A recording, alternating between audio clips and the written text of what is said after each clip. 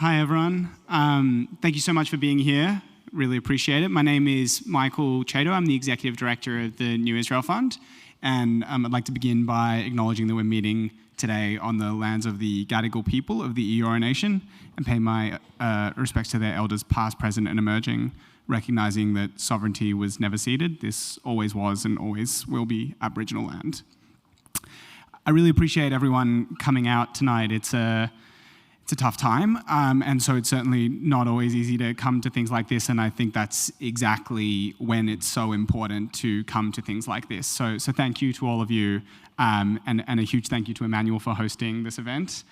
I'll certainly introduce Avi and thank him for coming all this way, but just before I do that, I've been lucky enough to travel around already today with Avi. He's hit the ground running. He got in last night, and he's excellent. I won't jump in and say anything about what he's going to say, but I will say perhaps it's being with a rabbi in training or with a rabbi, Rabbi Ninio, but I had Pirkei Avot rattling around my brain as we were engaging in meetings with parliamentarians and supporters and so many other things.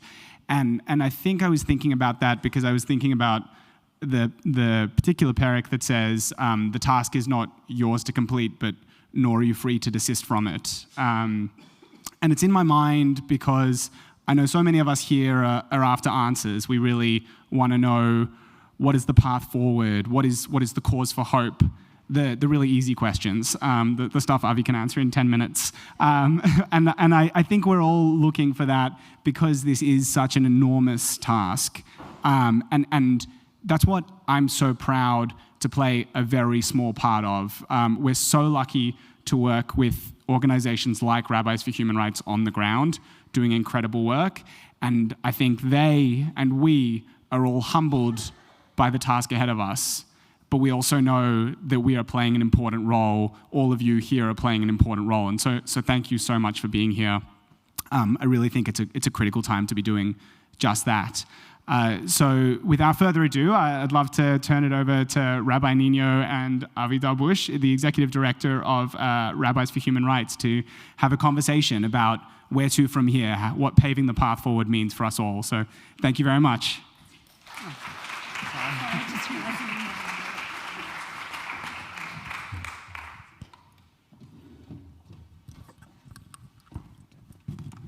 Thank you so much, and especially, Avi, thank you to you for being here. I know that your family are not in their home at the moment, and we all know the situation in Israel, so that you travelled across the world to be with us today is such a gift and a blessing, and we're so looking forward to... Because I don't have home, so yeah. I came here. Come here instead. I'm looking for one. So I think before we can look at what comes next, I think it's really important to just share a little bit of where you come from and your background and your perspective before we get into what happened to you and your family and your community and your country on October 7th and how that has shifted and changed everything. So first, I'd like you to talk a little bit about your background, because in many ways you have given voice to marginalised communities and people who often don't have a voice. So much of your work has been involved in that, and so much of your growing up in Israel is not the typical course that we hear. You know, you're from a number of different communities that are less heard from. So could you share with us a little bit about your backgrounds, and then we'll talk about how you moved from that place you grew up to where we find you today. Okay. Thank you very much, Rabbi Ninio and Michael, Max, Eve, and all the people here. I will start with two sentences, and I'm sorry I talked about the barrier of the language before, and I'm sorry. I'm apologizing for that. I know that people from Australia and the US apologize all the time, so I'm apologize. Slicha. But two sentences that kind of going with me all those days. The first one is from Berl Katzenelson. And he talked about בזכות המבוכה, בגנות הטיח, which is in kind of a free translation. It's okay to be confused, and there is a time for confusion, but it's not really okay to kind of dismiss reality, like ignore reality. So for me, it's kind of a motto. And another one, we just talked about it, Michael and I, it's from Leah Goldberg. She said, or she wrote, she was a very famous and beautiful poet, למי שאינו מאמין, קשה לחיות השנה. To the people that doesn't have belief, it's very hard to live this year. So I guess for all of us, at least in Israel, and I guess for you, because you feel and you care for us, it's really hard to live this year, although we are believers, and it's not only belief in God, it can be a belief in the humankind and humans' toll or in hope. So this is, again, what I'm bringing to this conversation. So I will say a few words about myself. Again, my name is Avi Dabush. I grew up in Ashkelon. It's the most southern city, Ashkelon, in the seashore of Israel, something like 8 kilometers from Gaza. Actually, when I grew up, I was born in 76. When I grew up, Ashkelon was much smaller than today. I don't know if you know, except you, if you know Ashkelon. And Gaza was our big city, and it was really interesting and influenced my life in a lot of ways. After that, it was natural for me, of course, back then. But and I grew up in a right-wing family that came from Libya and Syria. And kind of, periphery in terms of economic and also geographical periphery. Again, today the reality changed. Ashkelon, part of it is very low periphery, part of it is not. But that was the place that I grew up, and I grew up in the religious Zionism. My first rabbi was Rabbi Chaim Druckmann. I studied in his yeshiva, and for those that don't know Rabbi Chaim Druckmann, good for you, because he was a great teacher, actually, and a great model in his personal life, but he was one of the leaders of the project of Bnei Akiva in general. I'm not talking only about the youth movement. Actually led the yeshivot of Bnei Akiva, and he was part of the Mafdal, the religious Zionism party, and unfortunately supported Bezalel Smotrich in his late years. He passed away a year and a half or 2 years ago. And the religious Zionism, most of it, or the political project of it, gained so much power. And again, unfortunately, I really feel till today that I'm part of religious Zionism. So I'm part of what went wrong in this project. It is a very successful project in Israel, and we can see in this coalition that it gained so much power, much more than the population or the voters and so on. Maybe because it has a clear vision. Actually, I will say just one more sentence about Rabbi Chaim Druckmann.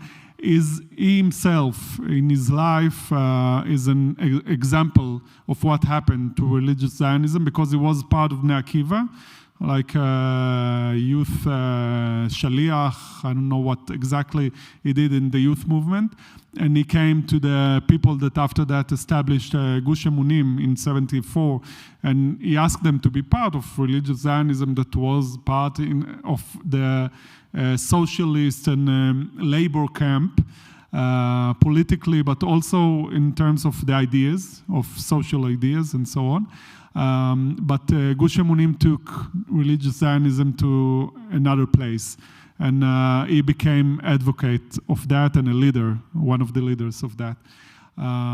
So that was the place that I grew up. Avi, how does someone who grows up in that world, and I read that you actually even protested against a number of peace movements and things in your youth. So how do you move from that to where you are today, working for peace and working for justice in the way that you do? I just commented before, because we have a professional psychologist in the room, that I really tell myself, in my story, I didn't change anything in my values. I grew up in this family, in this wonderful family that voted to the Mafdal and Shas for many years. And still, I grew up on values of human rights and equality and justice and peace. Maybe they call it in other names. It was, dignity or respect to other people, and maybe in more Jewish language. But that was the values that I grew up on. But in terms of my political camp or electorate and so on, it changed on 1993. I was in my gap year. I skipped a year in my elementary school, and I had this question about my place. Again, Orthodox family, religious, yeshiva, before my army service. And I decided to go to Meir Institute, Machon Meir in Jerusalem, which is another, like Or Etzion, like Chaim Druckmann's yeshiva, another institute of Orthodox, right-wing institute and rabbis and so on. And that was the year of the Oslo Accord. The first Oslo Agreement was signed on September 1993. And as you mentioned, I was involved in demonstrations against the Oslo Accord, and I was volunteering in that. It was really exciting. I was young, 17, and we have a lot of demonstrations. And then after a few weeks or month, or again, this is what I'm telling myself and the world, I started to feel, and it always starts with feelings. And that's what some, maybe most of my friends in the left usually don't understand, that it's not politics, it's not only or mostly about ideas, it's about feelings. So I start to feel something. And the first thing was that I really felt that it's really violent. I'm talking about 2 years before Rabin's assassination, so it wasn't a physical violence, but it was a violence of us and them, black and white. We know what it means to be Jewish. We know what it means to be patriotic and Zionist and so on. And the other people, of course, Rabin and his government, but also the supporters of that are traitors, are the people that forgot what it is to be Jewish and so on. That was the first thing. And the other was that there wasn't any alternative. So I asked the leaders or the people that I know that were part of it, okay, I understand the Oslo Accord is bad, and of course it has, and still I think like that, flaws and things that went really wrong. But what is the alternative? Because I knew, because I grew up in Ashkelon, a lot in Gaza, in the beach and market and so on, that there are Palestinian people and they want their freedom. So if not Oslo Accord, what do you suggest? And then the answer was there isn't any Palestinian people, and we must feel that we are right, and we are in our way, and everything will be okay. Of course, because God is on our side and God is working for us, and that is something that I couldn't accept. So it started, of course, a process. It's not a one-day thing. That at the end, I found myself voting to another parties and feeling part of this camp that really want peace. sometimes not in line with the answers that they gave me, but of course in my values. And still, also after October 7th, this is my value. I'm always saying that maybe the roadmap changed, but the destination, the values didn't change. So peace is one of them, shalom, one of God's name, of course. So I'd like us to shift now to October 7th and ask you if you would share your experiences of that day. You're living on a kibbutz, Kibbutz Nirim, and you were part of the attack. You lost friends and community members, and we have here Yagev and Nadav, who are from your community, still Gaza. hostages, and our community has taken a hostage for whom we pray, and that's Ofer Calderon, and turns out you do yoga with him, so is our carpenter. Your carpenter, so it's a very small world, the world of Israel, and so if you would share that day with us, and then I'd like us to start talking about how we move forward, like how do we seek peace after those events. Easy. We've got 5 minutes. So October 7th, actually I feel embarrassed every time to talk about it. Maybe it's, again, my deep feelings, but again, I feel in Israel, maybe also in this community, we heard this story all over again. So it's in a lot of in terms, it's not really unique. It started in Simchat Torah. I will start on October 6th. On October 6th, it was Hoshana Rabbah in the night between Thursday and Friday. And I was in a sukkah in Ofakim of Moshe Ochayon. He was the director of 9 to 9. It's the Bible studying project.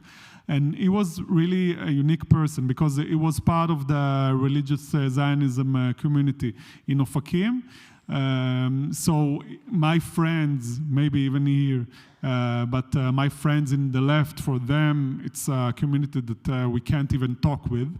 But also he was part of the liberal world. He used to study in Mandel Institute, and again, he was a director of this project, which was, and still, a very big project with Rabbi Ben Ilau, if you know him, and Gal Gabay and other figures that are more liberal in the Orthodox world. And he invited me because it was a year of a big separation and demonstration and so on that I was involved with. I led the demonstrations in the Negev, in Be'er Sheva. So starting with that, Moshe Ochayon and his son in the morning of Saturday of Simchat Torah, of Shabbat, they came out when the sirens began in Ofakim to open shelters, and they got killed. And at the evening of Friday, we had a celebration of the kibbutz, Chag Kibbutz. It was the 77th anniversary of Kibbutz Nirim, which is part of the history of the Negev, one of the 11 points. I don't know if you heard about it, but on the Motzei Yom Kippur of 1946, there were 11 points that was established in the Negev, and Nirim was one of them. Be'eri, Chatzerim, and other kibbutzim were established then. And we had our celebration, because Motzei Yom Kippur, it's not a very convenient date, so we are doing that in Simchat Torah. So everyone in the kibbutz was there, and also a lot of other visitors. So we had full house in this Simchat Torah. My children, thanks God, they left the kibbutz Friday night.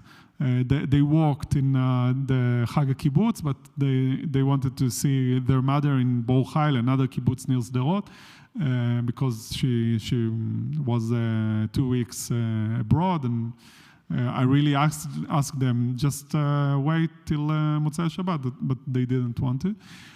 So on 6:30 in the morning, it all started, like in all stories, sirens, rockets. Of course, we have a lot of experience, so we ran, my wife and I, and her children, 2 children, 12 and 15, and our dog. We ran to our shelter. With our underwear, because we just came from our bed, and we know this routine. It will take 2 minutes, 5 minutes, 10 minutes, and then we will go out. But of course, it wasn't like that. After 5 minutes, when it's siren after siren, and we understand that something is not usual, we started to hear gun shooting in the kibbutz.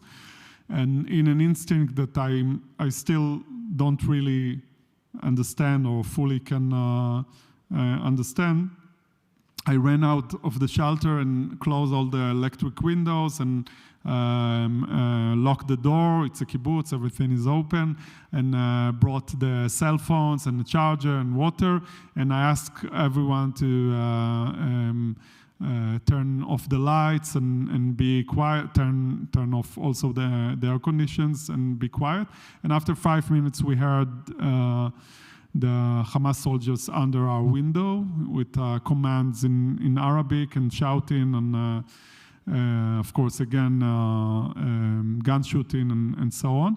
And we understood, we started, of course, we opened the WhatsApp and we understood that it's all around. First in our kibbutz, and then we heard from our neighbors in Nir Oz, Ofer is from Nir Oz, in Be'eri, and other places that something really bad happening. It's not something that we don't think about. We have this kind of a squad, like 10 people in the kibbutz that have guns, and this is the idea that they will protect us for, 10, 15 minutes till the army will come.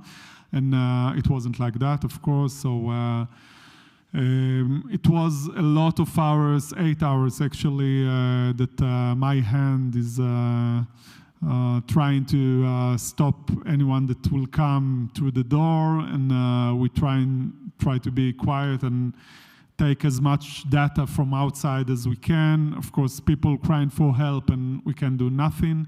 And all the time this question about the army, what is going on, when the army will come, and so on, again and again and again. And we were fortunate that the terrorists didn't come to our house. We think that this is because they thought that we are not in our house.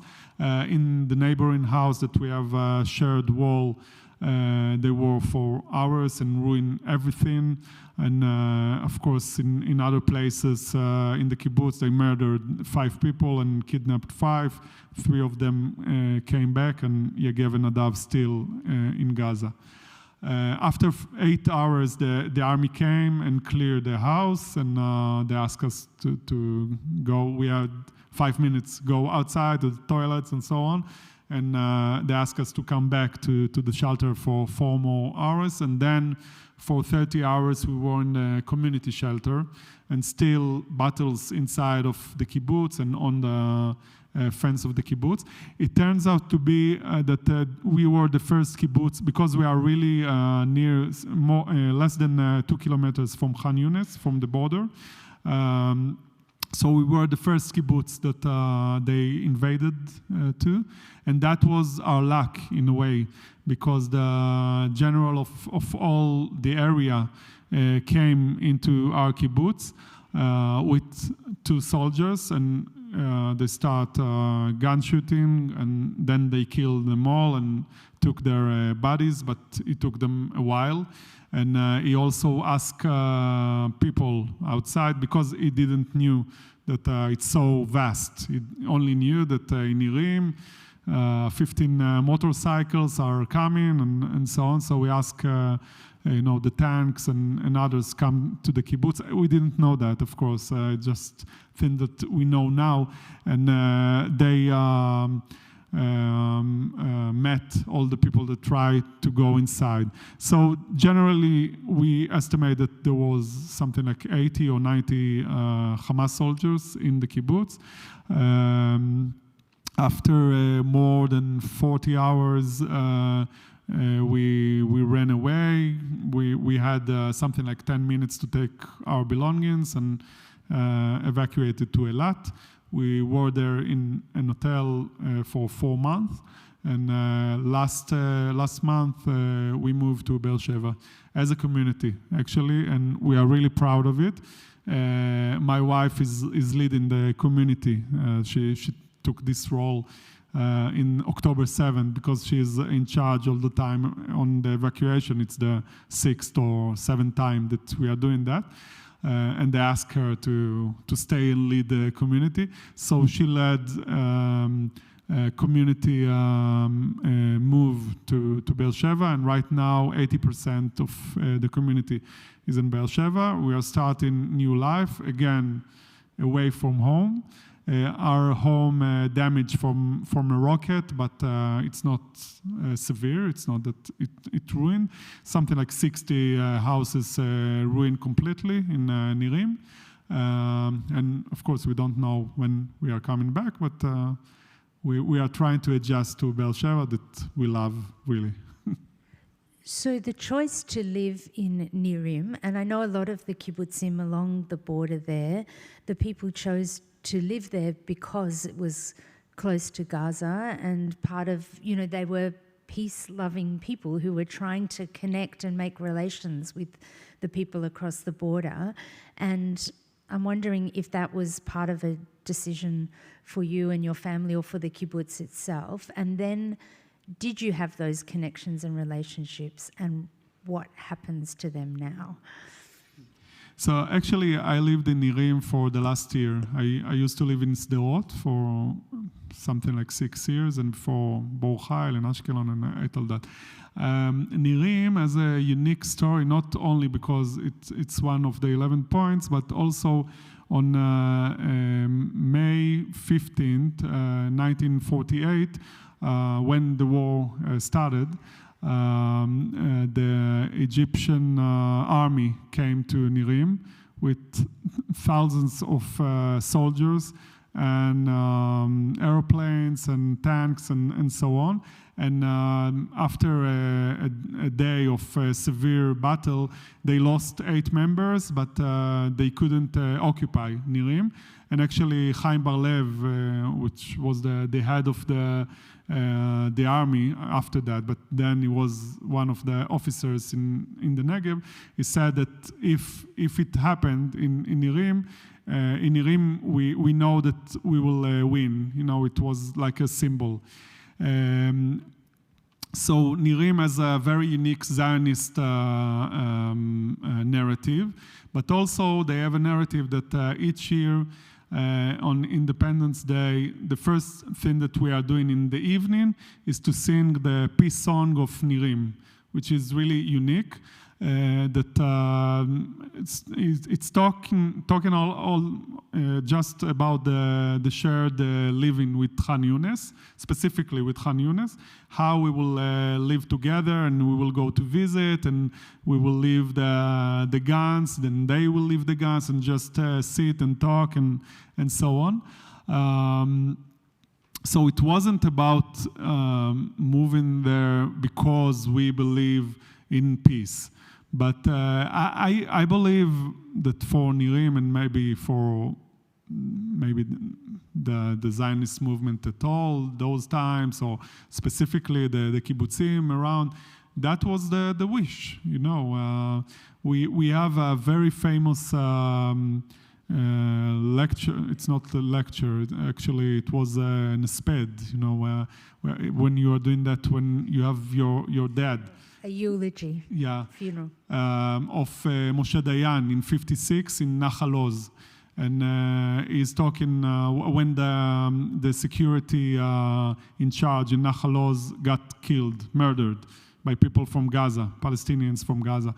And he talked about in a very beautiful way that he understands the people in Gaza that are looking at the fields that they used to have and seeing the people of Nahal Oz or others that are taking that. And he talked about the wish for peace that we have to have, and also, of course, he was a soldier, about the gun that we have to carry. So I guess it was part of our wish, of our prayer.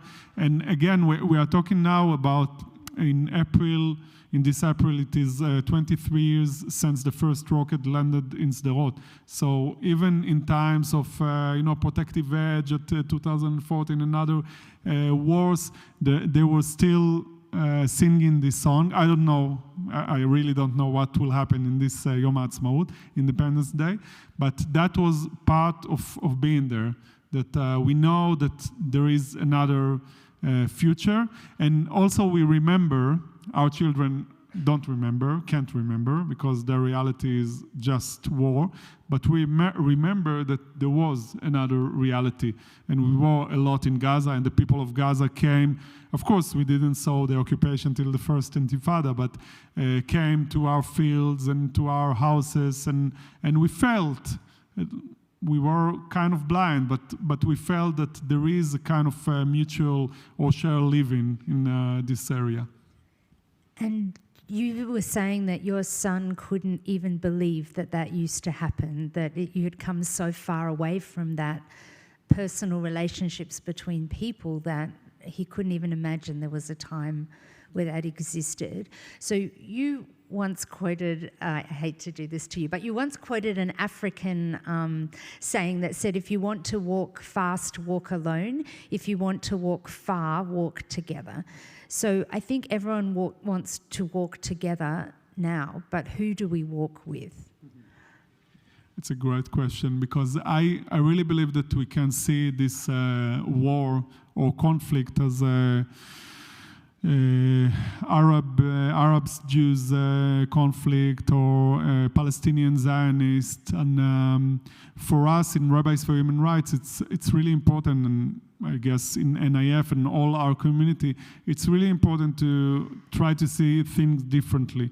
It's a coalition of people who believes in peace and other values that I mentioned, like justice and human rights and so on, and the people that, I will say it very simply, believe in violence and believe in force. And again, as I mentioned, God is on our side, and it can be in Arabic or in Hebrew.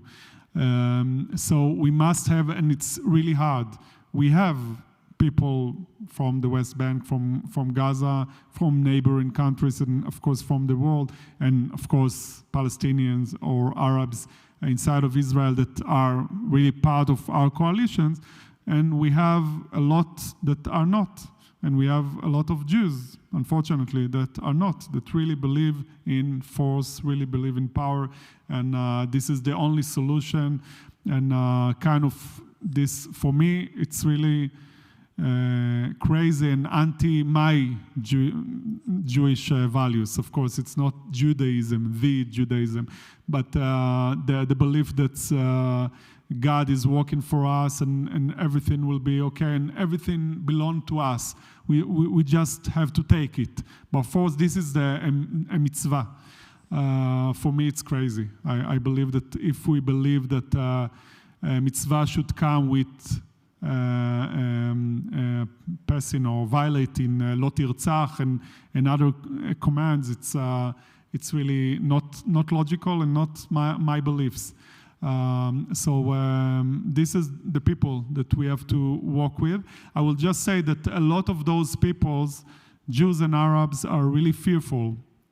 And I can understand that. I also felt and sometimes feel fearful and really damaged and traumatized.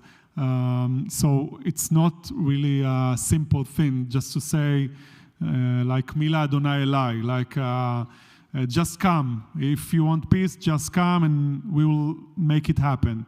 But we have to set an example and a model as rabbis, as leaders, as NGOs, as politicians, as leaders of communities and families and ourselves, to be with more courage. I guess I was last month in Tokyo in round peace table, and it was leaders from all around the world with new UN perspective, and they said that the data shows that we are in this time or this year with the highest rate of armed conflicts in the world since World War II. So I guess it's global, and we met people from Ukraine and Russia and Colombia and Haiti and Peru and Argentina and other places that some of them are in conflict, and that was refreshing. It's not all about us. You know, we are not talking only about Israel and Palestine, but also it shows me that we are in a global crisis. And this is, of course, bad news, but also good news, because if it's global, we can work globally. So the answer for you, it's also, I want to walk with you, of course, and I want to walk with you all this path. And it will be, I can assure you, it will be long, it will be hard, but we can take it together and, as you said, like go far. So you mentioned trauma, and I think there's trauma everywhere at the moment in Israel, in Gaza, and we see the loss and the grief. And from looking from the outside, it seems like nobody has had the space or the time or the ability to begin to even process that, let alone think about how that affects the decisions that people are making now. Can you talk a little bit about how that is from your perspective on the ground? Like, is that a reasonable view that we're seeing from the outside? Yeah, of course. I just mentioned before that the example of my friend from one of the kibbutzim that her two sons kidnapped from her home when she was outside, 12 and 15, and she told me she was part of the movement for the future of the Western Negev. We established it in 2014 with the demand or the statement of a diplomatic solution. It was basically parents' movement. And she said that back then, before they came back, thanks goodness, that we can or we must kill everyone in Gaza from the age of 3 because all of them are terrorists. And I didn't argue, of course, because I understood that it's something that I'm not in her shoes, of course, and it's something really emotional. So people came to that, to say horrific and shocking statements like that. And I'm sure that on Gaza, it's the same and even worse, of course. We could see it in 2014. Benny Gantz, when he got into politics, he braved that he killed so many people on Gaza in 2014. And then I must say that the generals, I don't know about Benny Gantz, but the general told us that they use so much force in Gaza, but there is limits to the force, and they can't gain anything more. And now it's time for diplomacy. But of course, we didn't get this message. So it's just getting more and more trauma, because we can just imagine, I hope that we are only imagining, the people that lost their families and their home and are starving for 100 days, or now we are talking about 180 days, something like that. And this is a very deep trauma. So I guess at the end, this is the question, and throughout the history of humankind, and of course the history of the Jewish people, this is the question that everyone must ask himself. Does the trauma bring us to revenge, bring us to be more violent? or we want to grow up and flourish from there. Also, maybe with the thinking, and I heard a lot of Holocaust survivors, for example, talking about it can be kind of a revenge, to have this good life and children and so on. But also maybe from a healing place that we understand that we must end this circle, and there is no other good way to end this circle. And I'm not going, we can, but I'm not going into the debate about, I don't know, about the army aspects of beating Hamas or not. It's not about that. It's about, at the end, even if we will beat Hamas and Sinwar will be dead and everything will happen, of course, we see that it's not, but everything will happen as planned.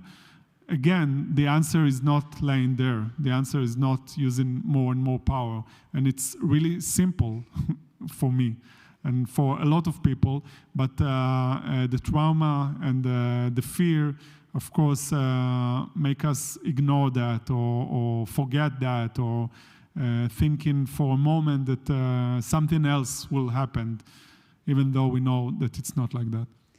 We had the opportunity to speak with some women from Women Wage Peace, an organisation of women, Palestinian and Arab Israelis and Israelis, and they, one of them said, you don't make peace with your friends, you make peace with your enemies, and you have to speak to each other in order to come to a place of peace, as awful and as difficult as that is. How do you feel about who we should be speaking to? And you've spoken also about the role of the other Arab nations around Gaza, so can you talk a bit about what role you see them having? So it's interesting because when we ask in the polls the Israelis about specific models like two-state solution, I'm part of the movement Land for All, so it's two-state solution and confederation and other models. Most of them are against that, and it decreased, of course, after October 7th. But if you are asking the Israelis about general diplomatic solution, a regional diplomatic solution, most of the Israelis are in favor of that. So this is a key that we must remember. Of course, I won't get into the history. We have the Arab initiation, and unfortunately, the Israeli government didn't even dealt with that from 2002. So maybe it's a ground or a base for something like that to happen. About Hamas, I must say that for many years we pushed and demonstrate to a diplomatic solution. And when people ask, should we talk with Hamas? We said, of course, because this is our enemies. And as we know, Netanyahu is the one that talked with Hamas the most. So we are talking to Hamas. Let's talk about peace. Right now, I can't see it happening.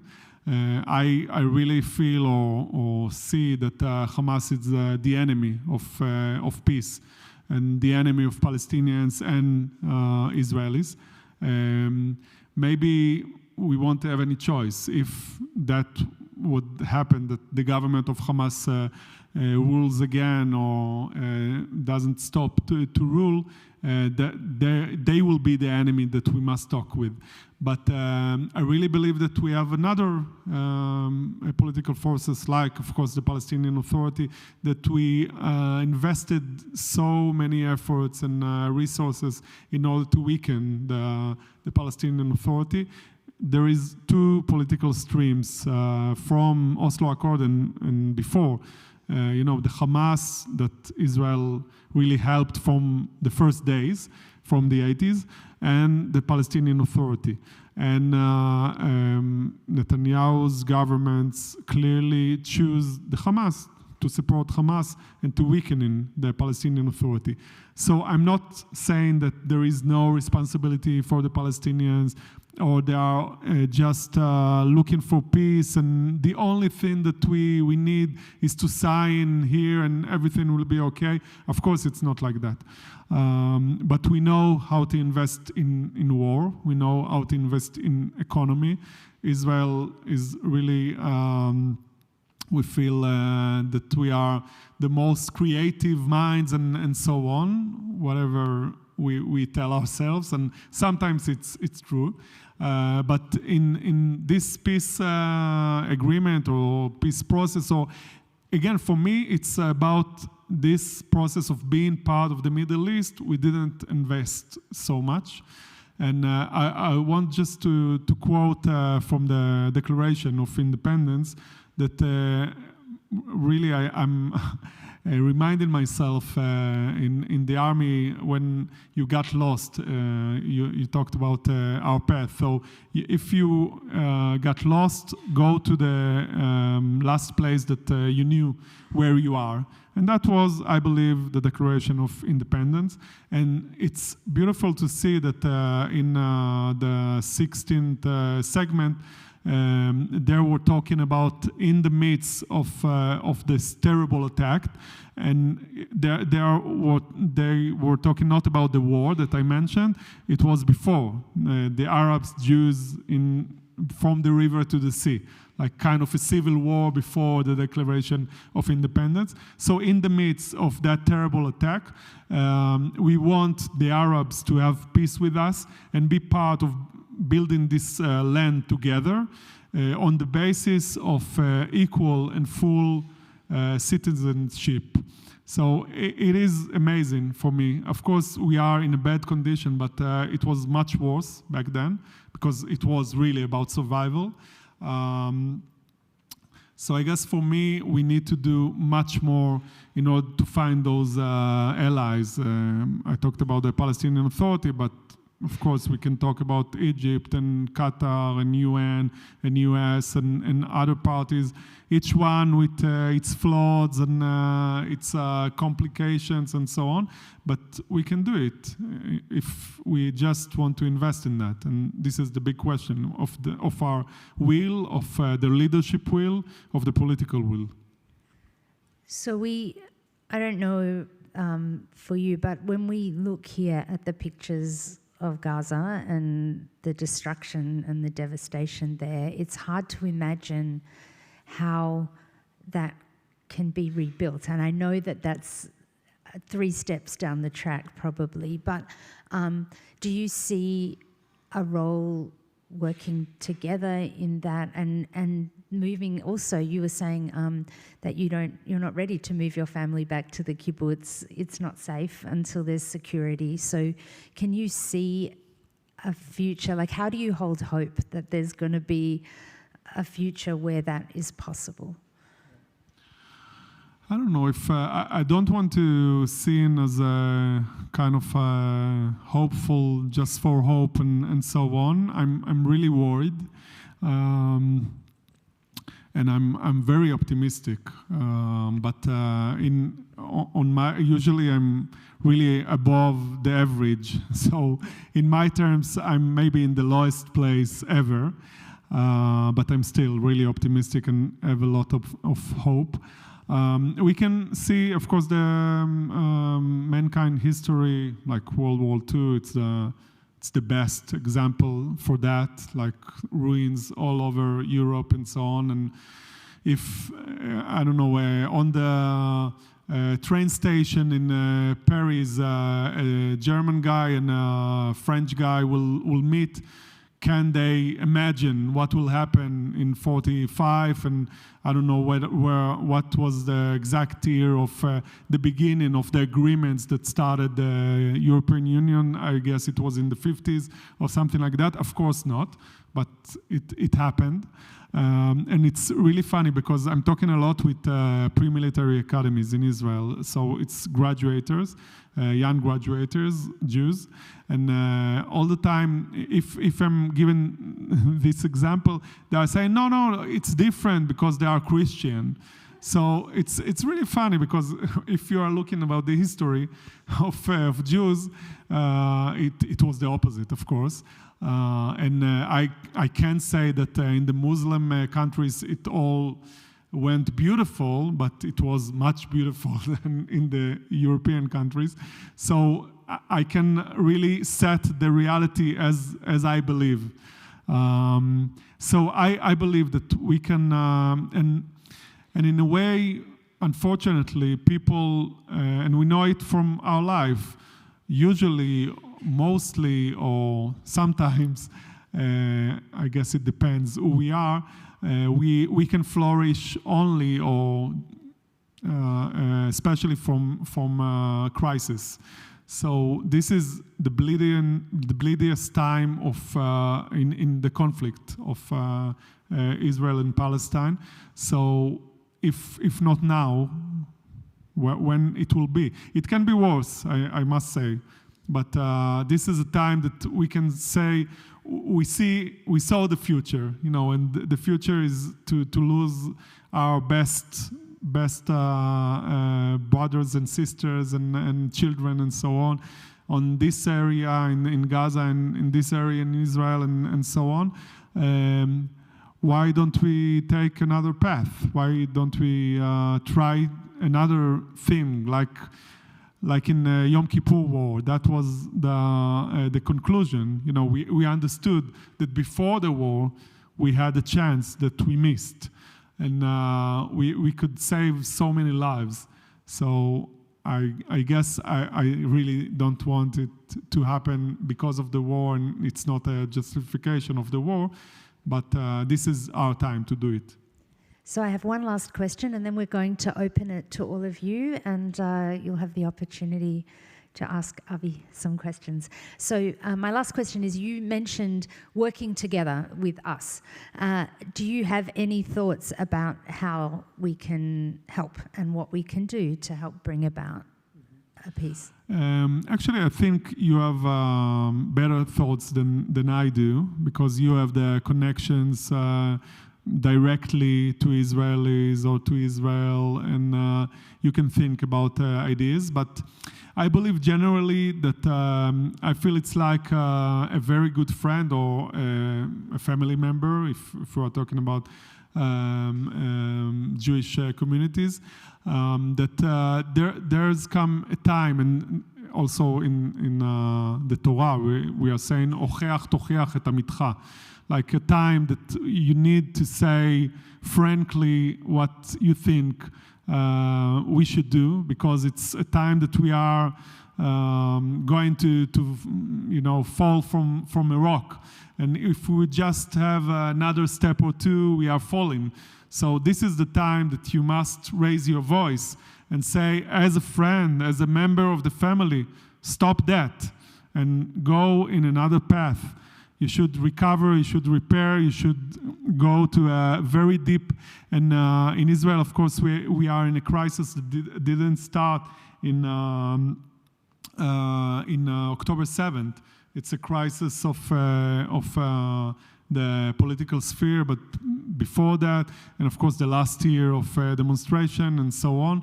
So this is a time that you need to have your own thoughts and new vision, and you lost the vision, as I mentioned, the Declaration of Independence, and we want to be proud of you, and we want to help you also. If you need to talk with someone, if you need to hear new ideas. It's not that when I'm talking like that with a friend, it's not that I'm perfect and I know all the answers and so on, but I'm also in the struggle of life, and now I can see that you are suffering and you are in a very bad place, so you need to change, and I'm here to help you. With change.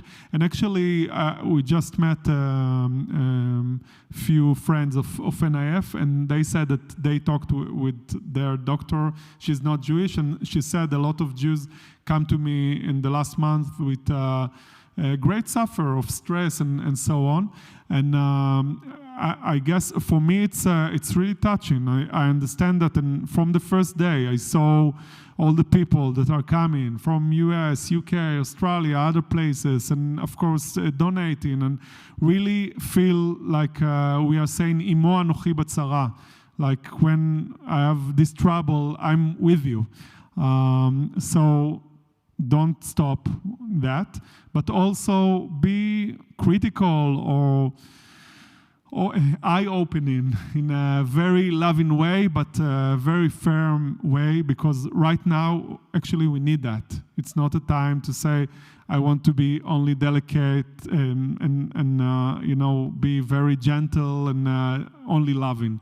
So loving, yeah, but also firm and say what you see. You are in a crisis, you need to change. Thank you. Now we're going to open, there's a few microphones coming around. Just a reminder what a question is. There's usually an inflection at the end and requires an answer. So if we could not have... You can also argue, but... oh, okay, well, yeah. Here we go. Shortly. Yeah, short argument, okay, just over there. Ashkelon.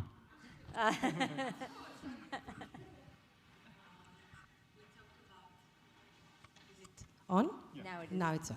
Hi, I'm Tamara, and I'm from Ashkelon. Was like long time ago. And as a kid, I'm in trauma since then. We used to go and travel to Gaza to help them to have like, you know, kind of like work. We used to fix our Subaru then, buy fruit, buy vegetable. And as a kid, I was around maybe 8 or 9 years old. My neighbor went there with his car to fix his car, and when he never came back from there. They just stabbed him in his back when he went there to help them to have a bit of money and all that. So as a kid, I never learned or no one told me to hate them or to not to like Arab. I have Arab friend, I'm working with Muslim, I'm in an industry that we have everything, but my concern, and it's a big bug and a lot of change since October 7, is the kids, the generation, the young generation. They teach them to hate us from like the way they are, you know, coming to this world. And as much as I want to believe, I'm not like, I don't know, I don't have any side at the moment. I'm very angry, and my nephew got hurt in Gaza, and so many people killed and died. And how you go from there, the generation, you've seen what's happening in the kindergarten. And I'm saying again, we never, ever had anyone tell us to hate them, ever. Even when I lived in a safe room all my life. Like it was part of my childhood. And how you, yeah, like this is the main things, the generation, the small generation, the young generation, that they hate us since they are like one. From now on, Max will take only easy questions, yeah? You know, it's a very big question. Of course, you are right.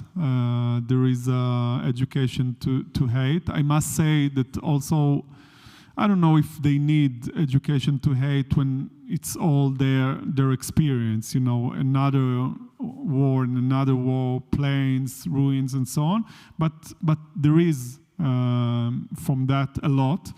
I'm not saying it's equal, but also we are also at least part of the Jewish society have education to hate, and I'm part of, you know, I used to, and again, I feel part of Orthodox communities that I will just tell you briefly. My parents are from Ashkelon, and they moved to Jerusalem in the first week. And I went to, my father, they are religious, and I went to Shabbat, and I walked with him. I asked him to come to my pluralist friend shul, but he didn't want. He wanted his Sephardic synagogue, and we went there. And then it was Parashat Shmot, and the rabbi, which is a really nice rabbi, and such hugging, and again the stereotype that Shasnik, kind of a Shasnik rabbi. He talked about how the goyim is really bad. They don't understand anything, and it's like an idea. And I know, because I was in a yeshiva, that we didn't learn anything about other faith, like only that Christians are crazy because they believe that their God created from this woman that and that, and the Muslims, of course, just want to kill everyone and so on. And it was so, and still so not respectful of other faith and other people. So I don't say that it's the same. They didn't taught us, and I must say that Rabbi Chaim Druckmann, when we sang to kill Arabs, he stopped us and he said, no, it's not the right lyrics. But I said that we are all have to fix ourselves, repair ourselves, and of course also the Palestinians. When I was in Tokyo, I was with a bishop from East Jerusalem, and he told me, I didn't know about it. He was the head of the all Lutheran churches, something like 70 million believers. Really nice person and important. And he told me that he was part of a council with the chief rabbis of Israel and leaders of Muslim and Christian communities. And they had this from 2013, something like that. They have this shared calls for peace and so on. And then they talked like you do. We need to address the education. And they had this kind of a report that some researchers try to examine all the books and so on, and have this beautiful plan for the Palestinians of Palestinian Authority and for Israel. And the chief rabbi signed that, and they signed that, and so on. And then Netanyahu's government decided not to go in that line. Hillary Clinton was then in charge of the foreign affairs in U.S. So we need to do that. We have partners to do that. And I really agree that we must also insist about it. You know, again, with enemies, if we want reconciliation, not only peace, diplomatic peace, and so on, we have to have this process. It's a very long process. If my friends are telling me what they find, as you said, in kindergartens and under the beds of children and others in Gaza, and it's horrifying, you know, guns and so on. But we need to start from a point, you know. This is our destiny. I wanted to ask you about your feelings about the Israeli-Arab response after October the 7th, and from my observations, it was tremendously supportive compared to anything previously, and I think particularly after the 2021 riots, it was quite unexpected that the way that the moderates within both societies really dominated those relationships, and I was wondering if, I guess one more thing is that just this overall observation, if it's too optimistic or not, is that there was probably a feeling amongst the Israeli Arabs that we're in it together and we've got to make this work. Anyway, that's kind of loaded the answer. But no, this is really important because it was really interesting to see on polls that something like 90% of the Israeli Arabs, the Palestinians citizen who lives in Israel, are against Hamas attack. And of course, some of them got hurt. More than 20 people from the Bedouin community got killed in that day on October 7th, and some of them taken hostage. Right now, I think 3 of them are hostages still. And I can see it in the Negev that the Bedouin society really feels that they are part also from volunteering and so on. So it is an optimistic thing. I guess, again, I can see that we are taking this chance. I believe that if we had courageous leadership, that was the time that we can hug this community, which is the poorest community in Israel. Actually, it was that week on Sunday or Saturday that, on Sunday, a young person from Rahat stabbed someone in Beersheba, a soldier, and 2 weeks ago also in Bet Kama. So when things like that happen, it's like it's not little, but one thing can ruin everything. So there is no vacuum. If you invest, and this is something that you have to do every day and every minute, if you invest in this shared values and shared society and shared living. Actually, I'm one of the establishers of the Negev Council, which is a council of all the mayors in the Negev. It's really amazing. Bedouin and Jews, regional councils of the kibbutzim, and development towns, what we used to call. So you have to invest in that, and when you invest good, you can see that also in times of crisis, things are developing in the good way. You mentioned 2021, for example, in Yerucham, which is a city in the Negev, a development city in the Negev. They invested a lot with the connection of Rachme. It's the Bedouin tribe or village near Yerucham, unrecognized village, of course with very bad conditions, without no running water and electricity and so on. And it was really quiet in 2021 because this community connection. And they just talked their leadership, and they did some kind of ceremony or gathering together, and nothing happened. So you have to invest in that. And again, I can understand when people become disappointed or desperate because something like what happened on Sunday is happening, but we must fight that and work really hard and understand that there will be obstacles and there will be people, and right now in Israel there are people, Jews and Arabs in Israel and in the area, that want to ruin every chance for peace and every chance for something of shared society. So we must know that, notice that, and know that there will be obstacles like everything in our life. It's not like clear cut, but we must insist on that.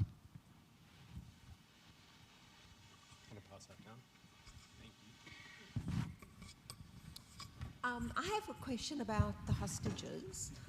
Today in the press there was a hostage interviewed who said that as long as the current government is reigning and they're putting a spoke in the negotiations, and the hostages will never come home. I'm very keen to hear your thoughts on that. Actually, on this Saturday and Sunday, something very big happened when the families, some of them or most of them, the families of the hostages and the protest in favor of elections and the democracy protest came together as one big protest. I must say that it's not easy negotiation. And of course, Hamas is not easy enemy. It's not only about Israel, but we can see, and I know, of course, unfortunately, a lot of those families, and I'm in charge in Nirim about this issue, so I'm part of their gatherings and so on. And they were so afraid in a way and gentle with this coalition, because they knew that Netanyahu himself, but also his coalition or government, they will decide about the deal. but it doesn't work anymore. And we can see that the interest of Netanyahu is to make it longer and longer and longer, because if the hostages will come, there will be a ceasefire, long ceasefire. I don't know if definite, but long ceasefire. And then the people in Israel, that most of them want elections, but some of them say not now, because now it's war. They will push harder for elections, and the coalition will collapse. And of course, right now there is a crisis around the Haredim and Haredic parties and so on. So I guess this is the only way for the families. I can't really imagine, I know a lot of them, but I can't really imagine how much they suffer, when they know that each moment their loved ones are really in danger of life, and of course suffering so much, being there now in captivity more. It's 6 months. It's half a year. So I guess even for the reason to help them just to express their rage and their frustration and so on, this is a good move, I believe. And also, the other move didn't get any results. So I guess this is the only way. I know that people in the coalitions will say that they are left-wing and they are only against Netanyahu because they don't love him and so on. Let it be. But we need to do it. Yeah.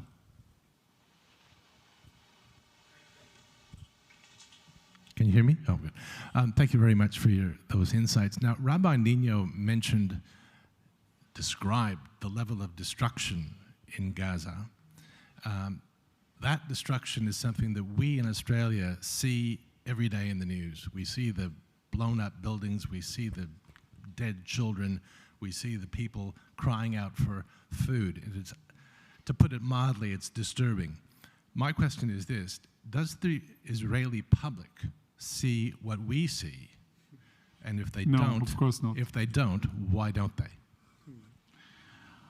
The simple answer is no, because the media coverage are not covering that. Sometimes Haaretz, but most of us know.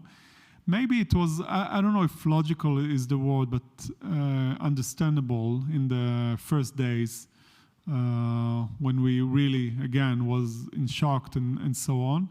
But I guess I feel that maybe it's for all humankind, but the Israelis, we really love to have our fantasy world happening. Like most of the Israelis doesn't even know, I'm talking about before October 7th, what is happening on the occupied territories. Doesn't know and don't want to hear. And this managing conflict, for me, Mambo Jumbo really helped people, and I can understand it, psychology, but help people to be disconnected to what is happening in our name, with our money, and so on. And now the fantasy is that, the only thing that happened is October 7th. In a way, also, I'm sometimes thinking that it's like a fantasy that aliens came and did something really bad, aliens, and they are bad, the Hamas people. And we must fight them like in Hollywood. We must fight them. And like it's ignoring all the reality. Again, it's not an excuse, and there is no excuse for what they did. No occupation, starvation, and so on.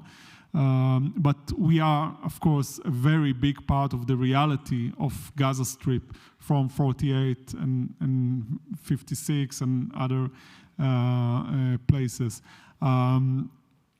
So I guess this is the reason we don't want to see. It's too hard for us, and we don't want to take a responsibility. Again, we can see it, and it's like I have friends from right wing. Most of my friends and my family are with right wing voting and perspective, and some of them are saying, yeah, there is an occupation, but it's needed because of security, because they don't want peace. Okay, but we can talk about it. So it's easier in a way to say no. There isn't. It's not like that. It's not the reality. The only thing that happened is October 7th, and we are only victims. And we were victims, but I'm refusing to be only victim. It's not the thing that defines me. So it's easier in a way, and it sounds very judgmental, but in a way we must grow up from that. And in a way we didn't. And this is part of our crisis. You know, when a big crisis happened, when the reality and what you think or want the reality to be bang with each other, crash.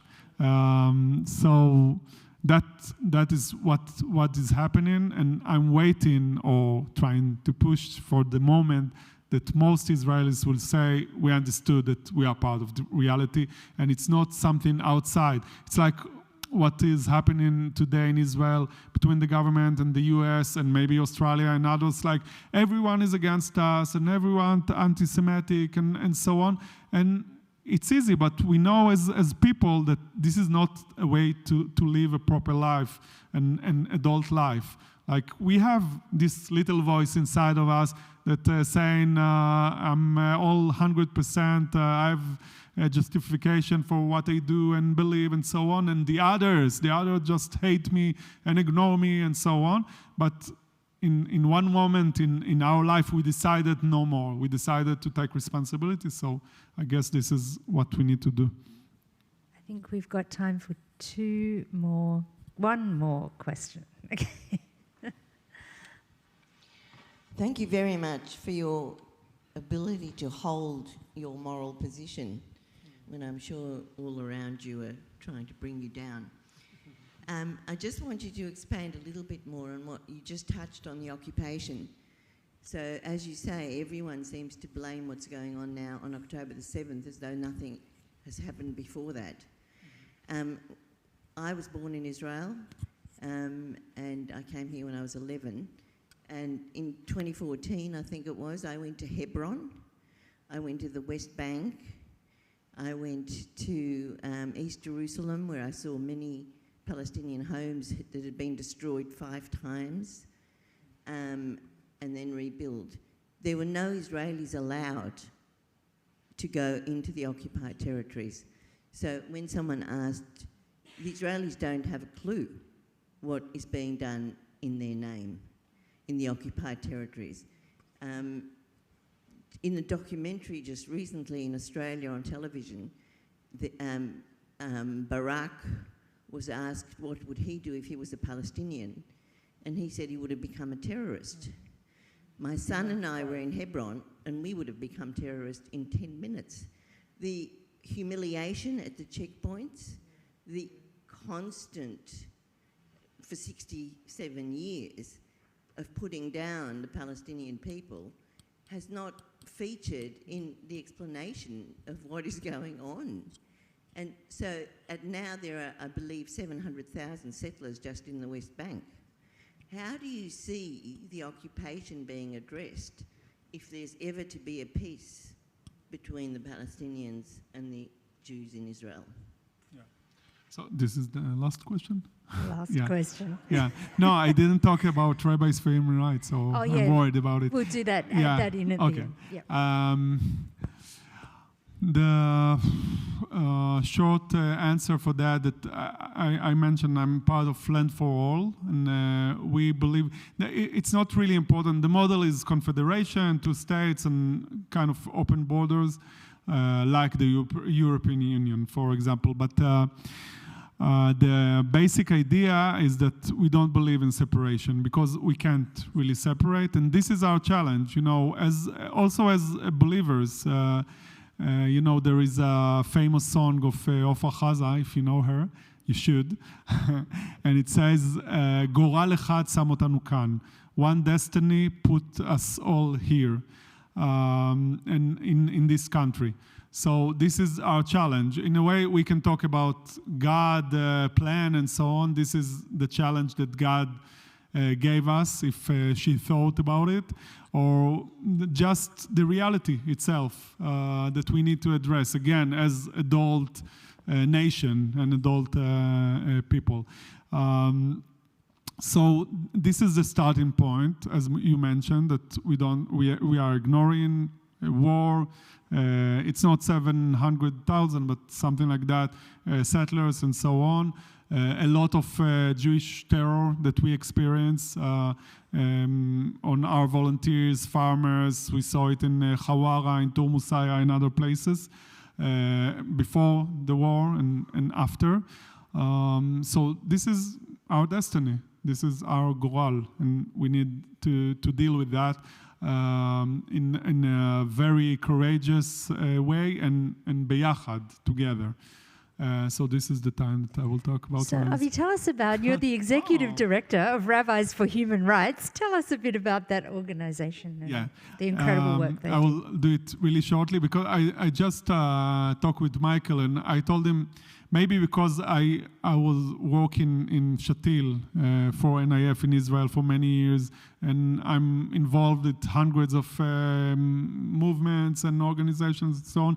So it's not really important one organization. But saying all that, Rabbis for Human Rights, I believe that we have a very special, unique, and important role nowadays, because we are in a synagogue, and we are talking about Jewish philosophy, culture, and religion. And it became a thing that support a very violent ideas and religious radicalism and thoughts about Jewish supremacy and so on. And it really, unfortunately, very useful, this connection. So we are kind of antidote or the alternative to that. And we are not just talking. Actually, we are more activists, much more activists than talking about it. So we raise our voice. We are rabbis. Rabbis love to talk and love to have bet midrash, and I love it also. That's okay. It's not against your occupation. But we are a lot in the field. Actually, maybe today we are the #1 or #2 organization, Israeli organization in the West Bank in the field 4 times a week, especially nowadays with shepherds, like protective presence. But usually in the harvest time, we are outside with the farmers in the olive peak, and in other times, in their work in the fields and so on. So this is one thing that we do. Actually, those months, and maybe you have flyers of Ramadan. We have, outside. Yeah, of Ramadan project. In this time of the war, we led, and now it's the peak of that, humanitarian aid. This is really new for us because we are not humanitarian organization, but our partners, the mayors, the farmers, the others said we need food, we need medical aid, and so on. So we did that. And right now it's the peak with a coalition that we made. We are leading with 17 organizations. We are also working inside of Israel with Jews and Arabs that lives in poverty. And this is really important for me. And you mentioned that in the first question about the periphery, the power relations between the center geographically and economically of Israel and the peripheries. So we are leading actually the work of the civil society against poverty and for food security. And we have a Right Center in Hadera for Jews and Arabs. And also we have a very big education program, especially with pre-military academies. Graduates before their army service. And this is, again, an arena that the right-wing NGOs is taking more and more bites with a lot of money, also from the government, and we are the #1 organization from our arena, human rights, we are inside those pre-military academies teaching about these issues of human rights, not only about Palestinians, also about poverty and LGBT and gender and so on, and asylum seekers and so on. And at last, we have a lot of interfaith work. I mentioned that, and it become more and more strong in the war. We have another flyer about a march, interfaith march that we will do in June. I guess it's a day or two before Jerusalem Day. That I was a young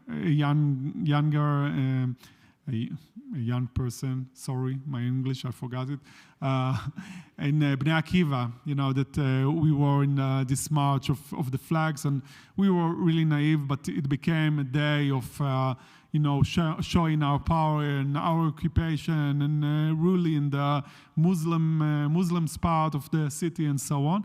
So this is kind of, again, alternative, hundreds of people last time, and we want more, and please come. It's far, but please come. Hundreds of people will go from Zion Square, which become another symbol of the right wing, through Jaffa Street to the old city, with interfaith leaders, with the spirit of Rabbi Heschel and Martin Luther King and others that march for peace and human rights and so on. So I guess we are trying to have, we have now 160 rabbis, Israeli rabbis are formal members of the organization, and we are trying to have this call, which is really very, very big mission for a small organization to be, in a way, ready for it, or doing really what we can in this time. And I guess we are doing more and more each year. And the war, we didn't go, like outside the arena or something like that. So this is what we are doing, Rabbi Ninio. Thank you so much.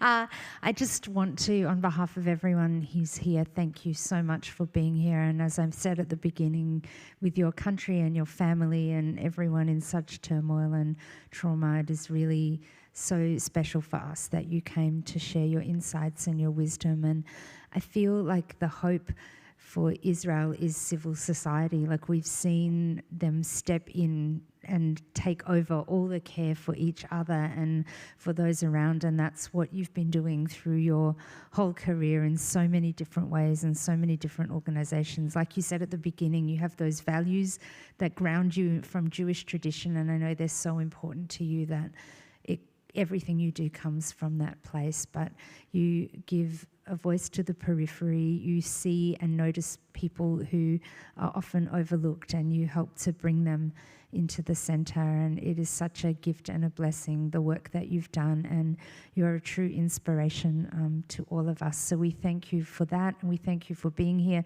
Just got off a plane. I don't know how he's still sitting up. I just don't know. So please, can we thank very much Avi for being here. Thank you.